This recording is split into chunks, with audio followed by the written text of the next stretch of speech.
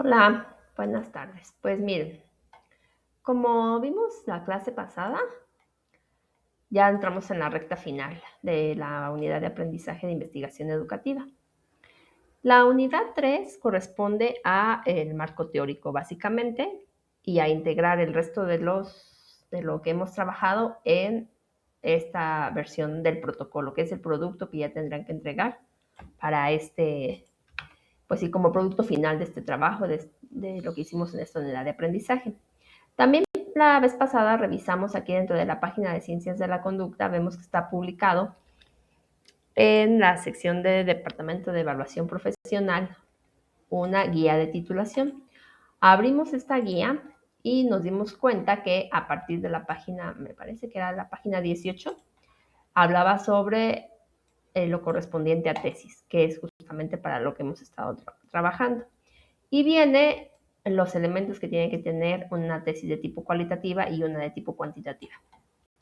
Aquí están, ya quedaron, inician en la página 19 y vimos pues todos estos elementos. Otra vez descubrimos que pues aquí da una parte, pues es justamente una parte fundamental, pues es el marco teórico. Eso no lo habíamos trabajado. Ya habíamos trabajado acerca de la problematización, metodología, objetivos, delimitación, todo eso ya hemos estado trabajando. Particularmente en estas 2 semanas de trabajo quedamos en que íbamos a enfocarnos en el marco teórico. Y entonces les decía que les iba a hacer una plantilla. Y pues ya, la tengo. Se las voy a explicar y esta es la que les voy a subir. Si tengo que hacer algún cambio, pues lo hacemos aquí, sobre la marcha de este video. Y miren, pues es una plantilla que ya fui ajustando en función de lo que quedamos, de cómo está también el protocolo para la propia facultad, de su programa de estudios y de lo que ya llevamos, ¿no? Entonces, miren, bueno, vamos a leerla. Esta plantilla tiene como objetivo orientar en la elaboración del marco teórico del protocolo de investigación. El propósito no es únicamente reunir definiciones, sino construir las bases conceptuales, teóricas y contextuales que permitan comprender y analizar el problema de investigación. Importante, gran parte del trabajo relacionado con investigaciones previas, hallazgos, tendencias, metodologías y vacíos ya fue desarrollado en el estado del arte. Por lo tanto, esta plantilla parte de ese trabajo previo y ayuda a reorganizarlo e integrarlo dentro del marco teórico. Entonces, bueno, el marco teórico tiene un apartado que es de introducción al marco teórico. Entonces, ¿qué es lo que tendría que llevar ese apartado? Es una guía. También pueden tomarla o seguirla o no, pero me parece que es mucho mejor seguir una guía, una plantilla, un orden, ¿no? Una secuencia. Entonces, aquí en la introducción, pues se describen los temas que se abordarán y cómo se relacionan con el problema de investigación y además cómo está organizado el marco teórico. Aquí está la breve redacción, ¿no? Que para esto pues ayuda un montón la inteligencia artificial. Esta plantilla pues gran parte la elaboré utilizando inteligencia artificial. Bueno, el presente marco teórico aborda los principales conceptos, antecedentes y perspectivas relacionados con, y aquí va su tema de investigación. Se organizan los siguientes apartados. Por el momento no saben, digamos ahorita como a primera instancia no saben bien qué apartados va a llevar. Justamente las introducciones generalmente se redactan al final. Aunque se colocan al principio, ustedes como autores pues las redactan al final. Los antecedentes, estado del arte y evolución del problema, que es parte del marco teórico de lo que se integra en la parte del marco teórico, dice, este apartado integra el trabajo previo realizado en el estado del arte. Aquí no es necesario volver a hacer búsquedas nuevas desde cero, sino reorganizar o interpretar lo que ya identificaron en sus artículos. ¿Qué se integran? Investigaciones previas, tendencias, metodologías utilizadas, hallazgos frecuentes, vacíos encontrados y la evolución del problema en el contexto educativo. Es justamente esta parte de la evolución del problema, es algo que propiamente no lo habíamos hablado en el estado del arte y tiene que ver un poco con la historia de cómo ha evolucionado el tema. Lo pongo un poquito en rojo porque eso sí haría falta retomarlo, pero en orden. A ver, primero conozcan cómo va todo el marco teórico y nos regresamos a esa parte que la retomamos al final. Esta tabla, esto ya lo tienen, insisto, esto ya lo clasificaron, ustedes ya lo tienen en su Excel ya tienen las tendencias actuales, ya tienen los vacíos encontrados. Igual esta parte de evolución del problema no tiene tanto que ver con artículos, sino con la historia. Entonces eso es lo que sigue pendiente. Esto ya lo preguntaron ustedes, que se ha investigado, qué resultados aparecen frecuentemente, qué aspectos faltan por investigar, cómo ha cambiado el problema con el tiempo, ya lo tienen. ¿Qué no tienen a partir de aquí? Esto es muy importante. La perspectiva teórico-epistemológica explica desde qué postura será comprendido el problema de investigación. Y aquí, bueno, pues ya les dejé las perspectivas utilizadas mayormente en la investigación educativa. Tenemos al positivismo, pospositivismo, constructivismo, fenomenología, interpretativismo, teoría crítica, hermenéutica. Los autores principales, y acuérdense que estos son clásicos autores, a estos autores pues se les puede citar, así aunque sean muy antiguos, se les puede citar. Aquí viene una definición concreta, pero también les puse aquí cómo elegir la perspectiva teórico-epistemológica. No se elige, yo creo que no se elige al azar, debe relacionarse con la pregunta de investigación, el tipo de información que buscas, la metodología elegida, la forma en que entiendes el fenómeno. Todo esto es una guía. ¿Quieres medir el fenómeno o comprenderlo? Si tu investigación busca medir variables, fíjense aquí cómo se clasifica, lo voy a dejar en una sola. Aquí, si tu investigación busca medir variables y obtener datos numéricos, cuantitativa, y lo cuantitativo siempre es positivismo o pospositivismo, ¿no? Comte o Popper. Comprender experiencias y significados ya es una cuestión más cualitativa, fenomenología, interpretativismo. Comprender aprendizaje e interacción social vuelve a ser corte cualitativo y ya pues podemos hablar de constructivismo o sociocultural. Analizar desigualdad o transformación social, interpretar textos o discursos, que ya sería la parte pues documental. Importante, estas no son las únicas perspectivas que existen. Existen muchas otras corrientes epistemológicas y teorías. Sin embargo, estas son algunas de las más utilizadas en investigación educativa a nivel licenciatura.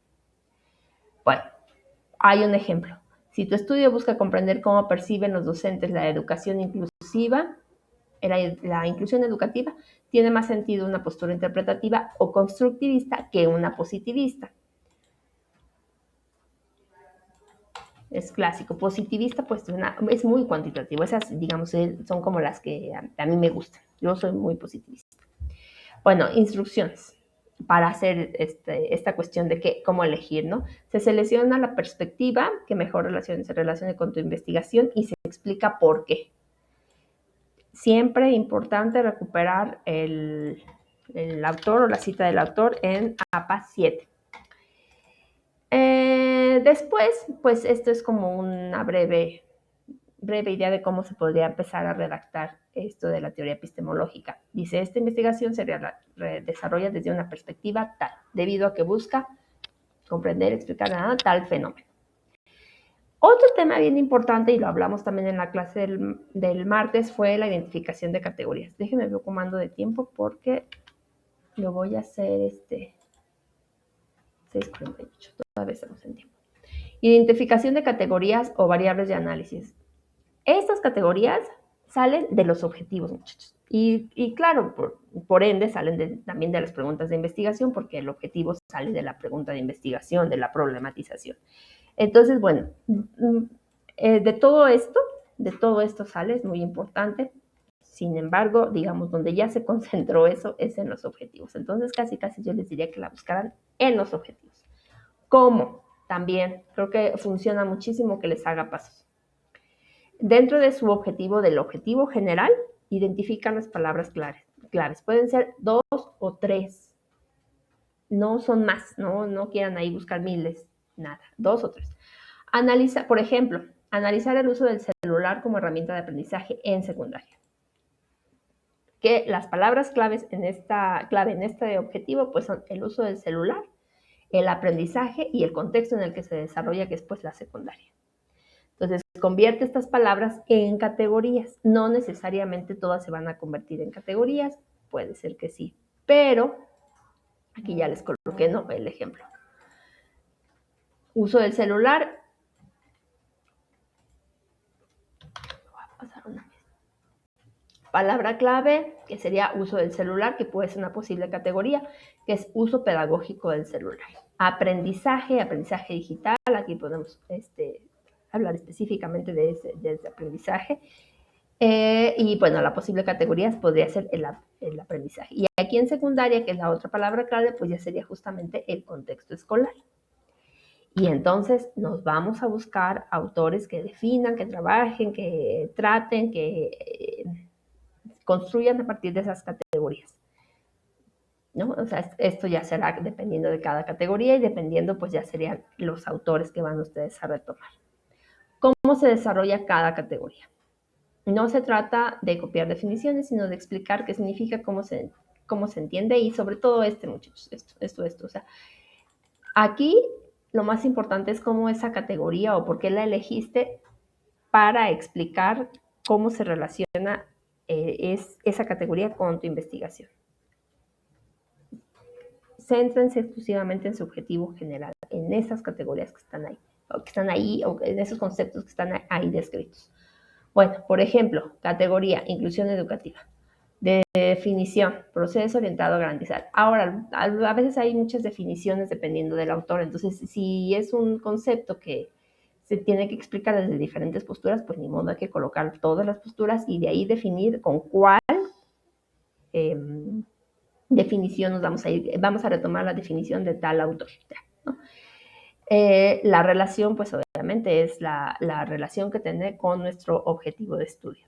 Y de aquí pudiera ser que también se desarrollen o se generen nuevas subcategorías: participación, barreras, estrategias docentes. Recuerden que estamos hablando de la categoría inclusión educativa, que es una categoría muy general.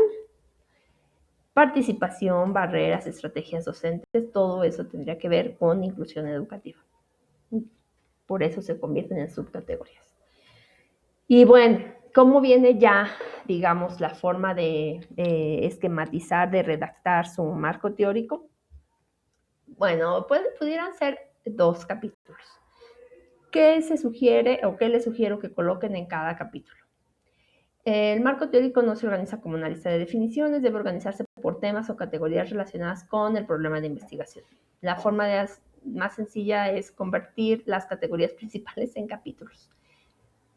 Por eso, pocas categorías. Céntrense en su objetivo general. Por favor, ahí lo tienen. Ya están súper bien revisados sus objetivos generales. Están ya muy acotados. Ya a todos les queda claro que sí. Son los orientadores y la motivación o la deserción, o que si son la responsabilidad social ambiental, ¿no? La responsabilidad universitaria del ambiente, no me acuerdo cómo era esa categoría, la de Denia, por ejemplo, ya está sumamente identificada. Y así cada uno, y todas esas categorías están dentro de sus objetivos generales, ¿no? Entonces, bueno, pues ya. Vamos a suponer que en el capítulo 1, generalmente, ¿qué es lo que tenemos que describir y cómo se redacta? Pues el tema principal de nuestra investigación, conceptos generales, antecedentes conceptuales y evolución del fenómeno. Esto podríamos decir que es parte de su estado del arte. Ya lo tiene. Y la evolución aquí dependerá un poco también del tema, pero es importante que a veces a lo mejor hagamos un desarrollo histórico, ¿no? De cómo ha evolucionado mi tema. Ahí habría que considerarlo, se los reviso en una primera asesoría y hablamos sobre cómo vamos a plantear esto de la evolución del fenómeno. Por ejemplo, tema, uso del celular como herramienta de aprendizaje. Capítulo 1, uso pedagógico del celular. Y entonces, ¿qué vamos a ver? Bueno, pues concepto de tecnología educativa. Uso del celular en educación, ventajas y desventajas, y evolución del uso tecnológico en el aula. Bueno. Capítulo 2, generalmente incluye categorías relacionadas, elementos explicativos, contexto educativo, actores involucrados. Todo esto también ya lo tienen bien identificado. Si lo hacen con esa estructura, se van llenando páginas. O sea, sí no crean que, por favor, nunca piensen en estar llenando o que un capítulo es una cosa muy complicada de hacer. Si hay estructura, va saliendo de ahí justamente el texto que va a ir integrando esos capítulos. Entonces, por favor, traten de seguir esa estructura. Yo siempre les digo que todo el trabajo que hemos hecho en esta unidad de aprendizaje es secuencial. Y lo que hicimos al principio, pues lo estamos retomando, y lo que hicimos primero nos ayudó para tenerlo de después, y lo segundo y lo tercero, y así, secuencial. Entonces se va llenando así esto. No pensemos en que hacer los capítulos es como partir de cero, porque retoma lo que ya tenemos, ¿no? Pudiera ser que entonces, bueno, el capítulo 2 hable del aprendizaje en secundaria, que ya habla sobre una categoría que es el contexto. Y entonces ya